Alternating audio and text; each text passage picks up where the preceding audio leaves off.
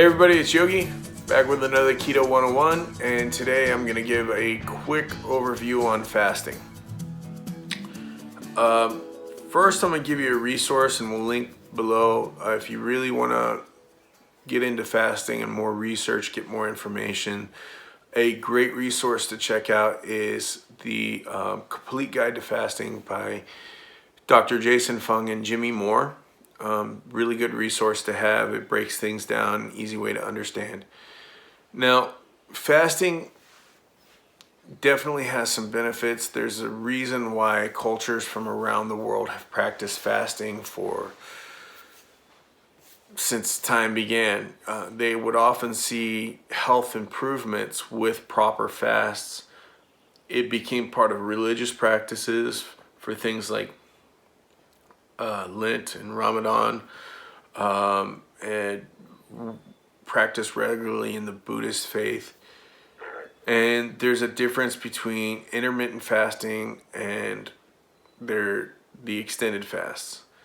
So let's kind of talk a little bit about what fasting is. And fasting is simply the absence of calories where your body uses its own fat stores, the absence of exogenous calories, where your body uses its own fat stores for fuel. And that's pretty much it. So that means when you fast, you're not taking in calories. So that means, no bulletproof coffees, no food. If you eat something that raises your insulin, then you're outside of your fast. That's simple.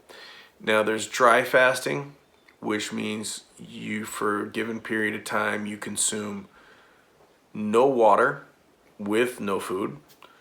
And then there's wet fasting, where you consume liquids like water with maybe some electrolytes. Now, you'll often hear people say that fasting is not safe, and that highly depends. If you are underweight, if you're a child, if you are pregnant, I definitely would not recommend fasting for you. If you have certain medical conditions, fasting may not be right for you. However, if you have adequate fat stores, you are fat adapted, you can go fairly comfortably without food, which means no real bad headaches, upset stomach. Some people who are not okay with fasting will actually get nauseous if they don't eat. Then fasting's not for you. If you start seeing negative side effects, fasting is not for you.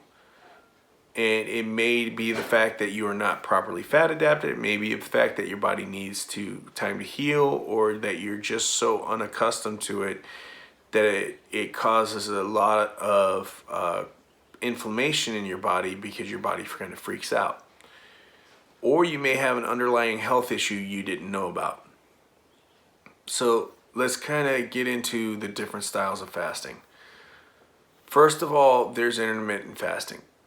Intermittent fasting is going within a short period of time, relatively short period of time, without a meal, and then having a refeed window where you get adequate calories for your body size and nutrition, and then you go back into not fasting. Now, intermittent fasting can be eating an OMAD type meal, one meal a day. It could be there's people that kind of get a little freaky about whether or not they want to call that an actual fast. Some people say you have to go 3 days for it to be an actual fast, but fasting just means the absence of food. There's a reason why they call break fast, because you have not eaten all night and you're having a meal, so it's breaking a overnight fast. So I'm going to refer to all of this as fasting. So you have intermittent fasting, where you have a limited window to take in the calories that you need, and then you don't eat. Now this can go, people will do this for, let's say, 16 hours, 18 hours, then have a refeed window, and then another 18 hours. They try to generally get a basic schedule going. There is fast that can go for 24 hours. People will do it for 36 hours. Once you start hitting the 3-day, you start getting borderline extended fast. Now, that's the other issue, the extended fast. The extended fast is where you're going for a longer period of time, let's say beyond 3 days to fast.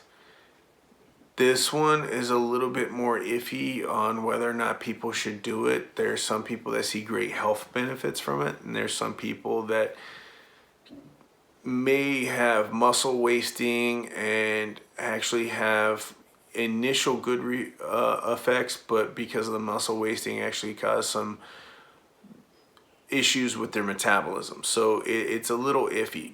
But if you have significant fat stores on your body, then it might be a good way for you to lose the excess fat on your body, use it for fuel, and really teach yourself how to be a fat burning machine.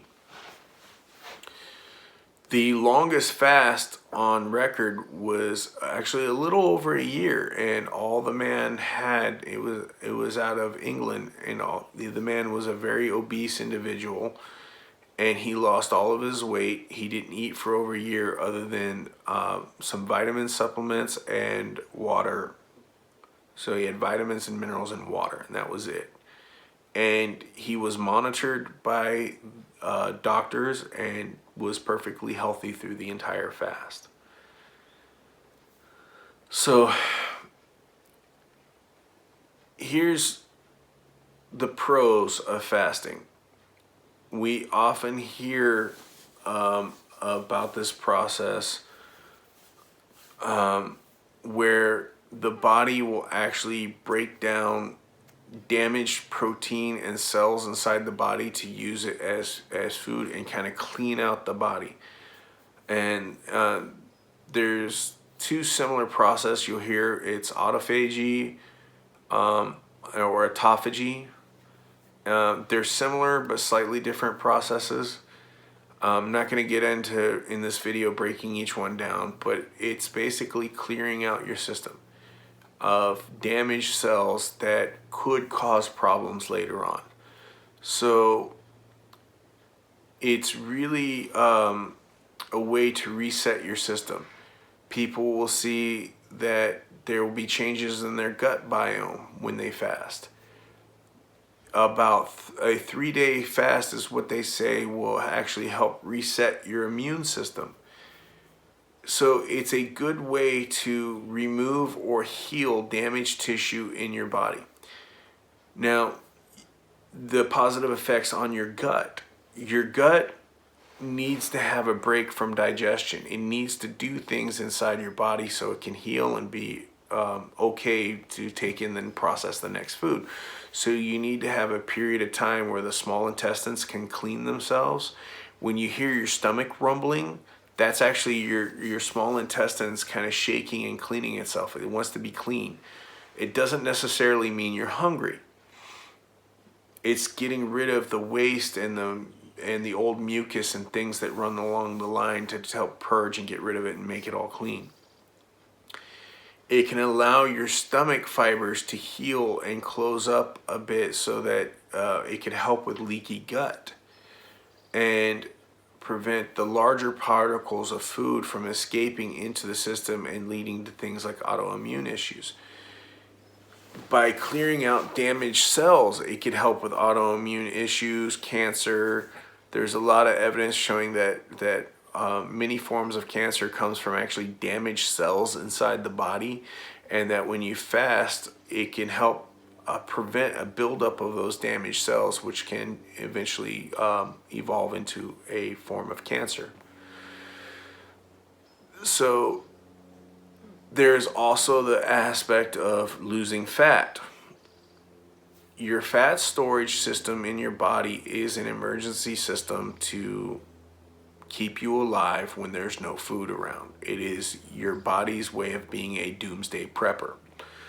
So when you fast, you're going to access those stores. You're going to activate the Krebs cycle to attack your fat cells, turn them into ketones, and then the Krebs cycle to turn the ketones into ATP and then energy. So essentially, you are getting your nutrients through what you ate in the past that your body did not use, and you're using it now. So you're shrinking the fat cells, maybe even killing some of the older fat cells off, and thereby reducing the amount of obesity in your body. There is a lot of people that feel a big energy rush with fasting, and there's a reason for this. In the initial stages of fasting, your body goes into a mode that says, okay, we have no food, we need to find food. And think about your caveman ancestors. It says, okay, there's no food, we have to find food, we might have to run out of food. So the liver gets a signal saying, produce some sugar, break down some fat, and let's get some energy going so that this person can run down, hike, hunt, or gather the food that they need to get. After a while, about 3 days, that energy level can decrease in many people, maybe even a week. So if you're doing extended fast, you might see a big plateau of energy, and then it mellow out a bit after a few days. But that's what that energy is. It's your body saying, hey, there's no food, we got to go hunt and find food. So it's going to give you this spurt of energy to keep you active to go find the food. So it will also, because you're using fat for fuel and not carbohydrates, you are going to have a lot of ketone bodies. Ketone bodies is the preferred fuel for the brain. So a lot of people will experience mental clarity, feelings of mental clarity, like their brain is on fire, they're able to process a lot more information. And that could also be an effect to help you find food if you were a caveman, have the mental clarity to be really observant, find tracks, get things done. Burning fat is a preferred fuel for the heart as well, so it allows the heart to pump more efficiently, get oxygen and things through the body. Now, some negative side effects of fasting can be, especially with extended fasting, muscle wasting. Muscle tissue can decrease in many people with an extended fast. And what this can do is, if you lose lean muscle mass through your fast, it can slow your metabolism down. So that means when you consume food, you are going to more efficiently use those calories, so your body is going to store more fat in the long run, or store more in the fat cells, and you're not going to be burning much off. This is usually a temporary side effect, and it can easily be rectified by making sure that you maintain some exercise routines through the fast, and also when you're doing your refeed, that you are doing body weight or some sort of resistance training or weight exercises that build lean muscle mass. There's a lot of evidence that shows that fasting can help with hormonal responses in the body, help men produce testosterone and things like that. So when you are recovering from the fast, if it does help you produce more testosterone, it means it could help you rebuild that lost muscle mass that you got through autophagy when you did your fast, through the muscle wasting, and actually restore your metabolism in a short amount of time.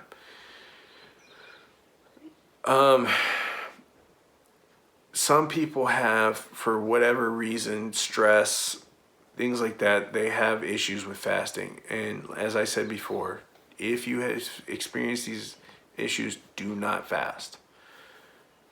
Now, let's talk about why fasting is used a lot in keto. The ultimate keto diet is not eat. If you're not eating, you're going to be using fat. You're going to be a fat burner. But going on keto first helps adapt your body to learn how to relearn how to use that fat for fuel, get it used to using it. So when you go into your fast, it can be a more comfortable transition from going into a period of no food.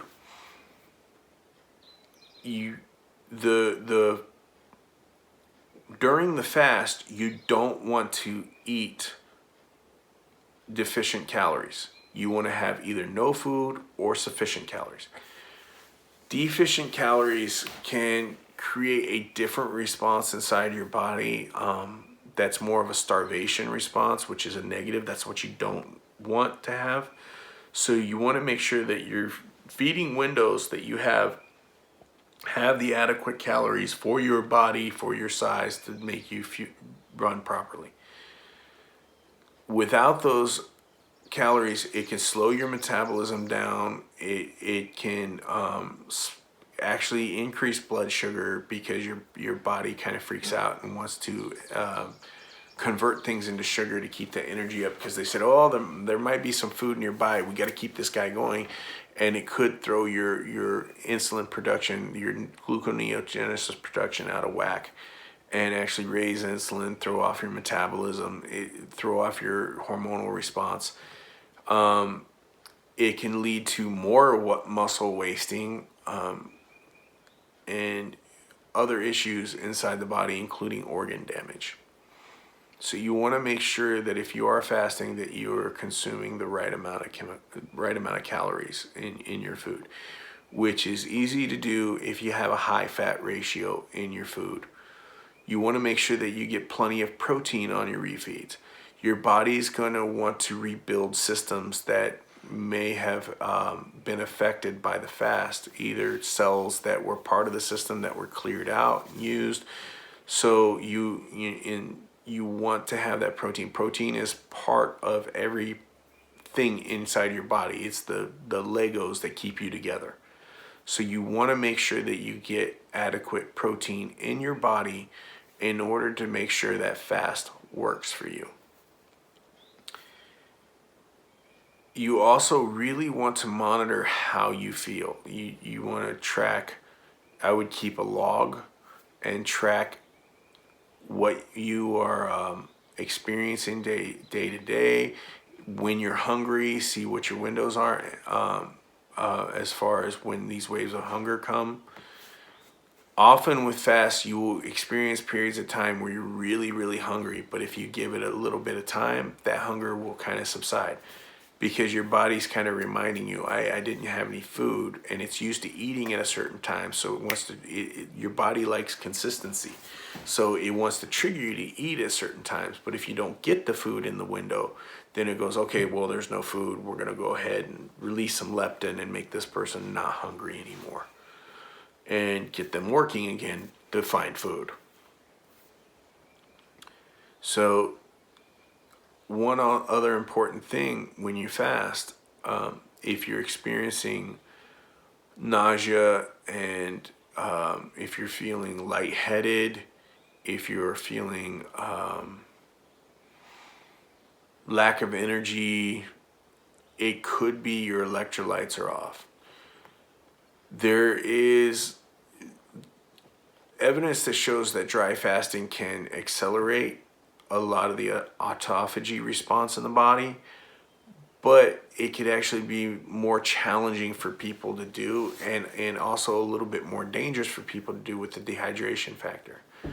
So if you're fasting and you're experiencing these things, make sure that you drink plenty of good water and you get plenty of electrolytes, sodium, potassium, magnesium inside your body, and that way it will allow your systems to run properly, it'll allow your neurons to fire properly, and it'll allow the functions inside your body that still need to run in order to convert fat to fuel and all that to run the way they are. It could also help give you a full feeling, drinking plenty of water with electrolytes to help you through the fast. Now, there's other things that people call fast where they're actually taking in calories, and there's evidence of whether or not that these things are actually good. That you can get some benefits on things like some fat fasts, where you're consuming nothing but fat, like bulletproof coffee and things like that, but you're not going to get the full autophagy response that you would through a no-calorie fast. There is a doctor in California that has created a fasting mimicking diet, which is a vegetarian, vegan, I believe, calorie restrictive diet that supposedly mimics the fasting response in the body, complete with the autophagy and everything. He says it works. I don't know. I'm not going to say yes or no because I haven't seen a lot of the research to know whether or not it actually has the effects that is there. You also hear people talk about egg fast, bone broth fast, things like that. These are not necessarily true fast. However, they are ways that could help your body learn how to fast. An egg fast is definitely not a true fast. You're just eating eggs. It's an egg diet. Let's be real about it. That's not fasting. There's the caloric content.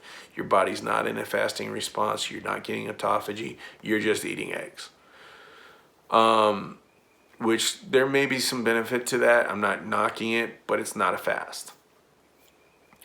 There is a bone broth fast, and the benefits of doing a bone broth fast is bone broth can help keep some protein to prevent muscle wasting in your body. It could also give you a nice amount of minerals in your body, the electrolytes that we talked about previously, and it could actually help you adjust to a fasting pattern. So it's actually a good place to start. Something that I would avoid fasting is drinking sweet beverages. Sweet beverages can elevate the ghrelin response, the insulin response, and actually kind of make you hungrier and make you fall off the fast easier. So that is a brief breakdown on fast. If you choose to explore fasting, my suggestion would be to get more information, do small fasts, see how you feel, and don't jump right away into an extended fast. Really observe and also take note of any medical conditions that you might have or what your body factor is. If you are really skinny, you don't have a lot of fat, please don't fast. And also, not a doctor, so make sure that if you choose to fast, get some guidance from a medical professional that understands what fasting is, what the benefits are, what the drawbacks are, and get some guidance so that you do it properly. All right, everybody, have a great day.